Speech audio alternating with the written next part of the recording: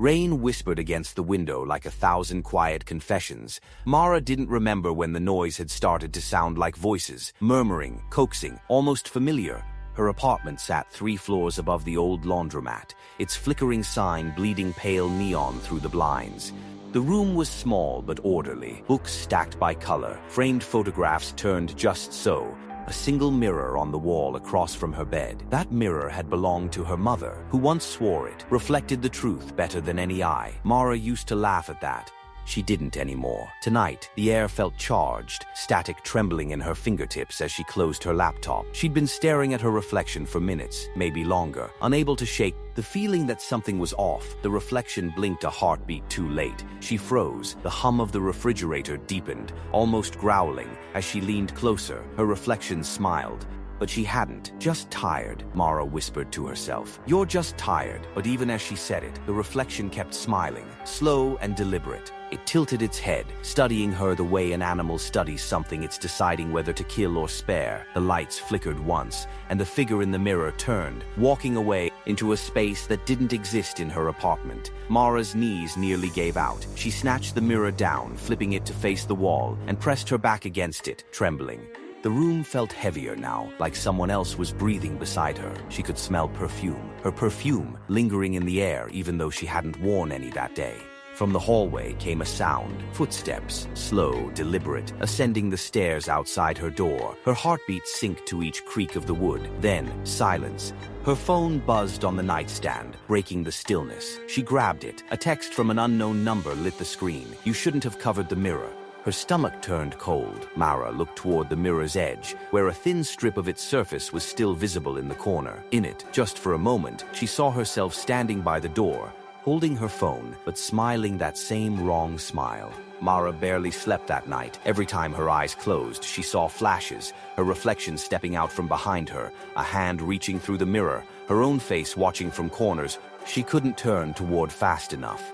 When she finally drifted off, it wasn't rest she found, it was motion. Endless corridors filled with mirrors, each showing a different version of her life. In one, she was wearing a wedding dress. In another, she was standing over a body. In the last, she was screaming soundlessly while her reflection grinned. She jolted awake at dawn, heart slamming against her ribs. The mirror still faced the wall. The air was heavy with humidity, and she realized with a start that the window was open. She hadn't opened it. Raindrops slid in, glistening like mercury on the hardwood. Her phone buzzed again. It's me. We need to talk. No name, same number. She almost deleted it. But curiosity, that fatal weakness, made her reply. Who is this? No answer. Mara showered, dressed, and left for work, trying to shake the memory of last night. The city looked half awake, cloaked in a dull fog that distorted everything. Sounds stretched, faces blurred, buildings leaning closer than they should. Even her reflection in puddles didn't sync with her movements. By the time she reached the office, her nerves were raw. Her coworker Devon glanced up from his desk. You look like hell, Mara. You okay? Didn't sleep much, she said, forcing a smile. Weird dreams. Devon shrugged. Yeah, the rain'll do that.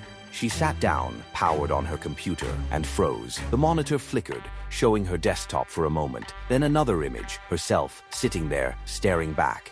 But in the reflection, she wasn't in her work clothes. She wore something else, a red coat she didn't own. And then the reflection on the screen mouthed the words, "Help me." The image vanished. Mara gasped, nearly knocking over her coffee. Did you see that? She whispered. Devon looked confused. See what? Her computer was normal again, just spreadsheets and emails. At lunch, she went outside to breathe, trying to calm down. She caught sight of herself in a store window, except this version was across the street. Wearing that same red coat, staring directly at her. People passed between them, but the reflection didn't move. It only smiled and began to cross the street. Panicking, Mara turned and fled into an alley, heart pounding. But when she looked back, the woman in red was already there, waiting. Up close, the resemblance was perfect. The same freckles, the same hair, even the same scar on her chin. But her eyes were wrong. They shimmered like dark glass, reflecting nothing. Who are you? Mara breathed. The other smiled. I'm you, the one who made it out. Before Mara could speak, the woman stepped closer and vanished, leaving behind only a faint scent of her perfume and a whisper that echoed inside her skull. You don't belong here. That night, Mara didn't go home. She couldn't. The memory of that red-coated version of herself, the eyes like polished obsidian, was burned into her thoughts. Instead, she checked into a cheap motel on the city's edge, its sign half burned out so it only read MO. The room smelled of bleach and stale smoke. She sat on the bed, wrapped in the thin blanket, scrolling through her phone for answers. There were more messages, all from that same unknown number. Do you remember the bridge? You shouldn't have left. They're not all friendly. Her hands trembled. Who are you? She whispered into the phone, as if it could hear her. The reply came instantly. The first one, the one who stayed behind. The words made no sense, yet deep inside something clicked. A fragment of memory, half forgotten. She was 8 years old, standing beside her mother at a carnival, staring into a house of mirrors. She had run ahead, laughing, then stopped. One reflection hadn't moved. It had watched her, smiled. That smile had haunted her dreams for years. Now, as she sat alone in the flickering motel room, she realized the mirrors hadn't been showing her reflections. They'd been showing exits. She turned toward the small bathroom mirror across from the bed. Its surface rippled, just slightly, as if it were breathing. Mara stood. I don't want this, she said aloud, voice trembling. I didn't ask for this. Her reflection frowned. Then slowly, it raised its hand, palm facing the glass. Against every instinct screaming inside her, Mara raised hers too. When their palms met the surface, the mirror felt warm, too warm. The reflection's lips moved. Switch, pain split through her skull, sharp, blinding, liquid. The room warped, colors inverted. The hum of the fridge twisted into a shriek. For a heartbeat, she saw dozens of other Maras flickering through her mind. Mara in a hospital gown, Mara laughing on a beach, Mara covered in blood, all blinking in and out of existence like dying film frames. Then the pain stopped. Mara stumbled backward, clutching her head. The mirror was cracked now, jagged lines crawling across its surface like veins. Her reflection looked back, breathing heavily, then smiled. But this time, she realized the truth. The reflection wasn't mimicking her. She was mimicking it. Morning came like a bruise spreading across the sky. Mara awoke on the motel floor. The mirror shattered beside her, its shards glinting like teeth. Her head throbbed. The phone was still buzzing beside her, screen cracked, a flood of missed calls, all from herself, her own number. She didn't remember calling. Her reflection, or whatever it was, seemed gone, yet the room felt occupied. Every sound echoed a beat too long. Every shadow seemed to move when she wasn't looking. The world itself felt slightly misaligned, as though reality had shifted just a few degrees off-center. She turned on the TV to drown out the silence. Static filled the screen, and then, for a brief moment, an image appeared. Her, sitting on the edge of the motel bed, head bowed. Except she wasn't alone. Behind her stood a dark silhouette, faceless, its edges blurring like smoke. The power went out. The silence that followed was empty. It listened. Who are you? Mara whispered into the dark. What do you want from me? The air stirred. A whisper slid across her ear, though no one was there. We want what's ours. Her pulse roared in her ears. She stumbled into the bathroom, hands trembling, flicking the light on and off. The cracked mirror caught her face in fragments, dozens of Mara's eyes staring back. One piece reflected her as she was. Another showed her older, eyes black and empty. Another younger, smiling cruelly. Each piece moved independently, out of sync. You were never the original, they whispered in unison. You were the stray. She backed away, knocking over the trash can. The bathroom light flickered, then went out again. When she turned, someone was sitting on the bed. It was her. Hair tangled, eyes dull, wearing that same red coat. The woman spoke softly, voice calm, measured, almost kind.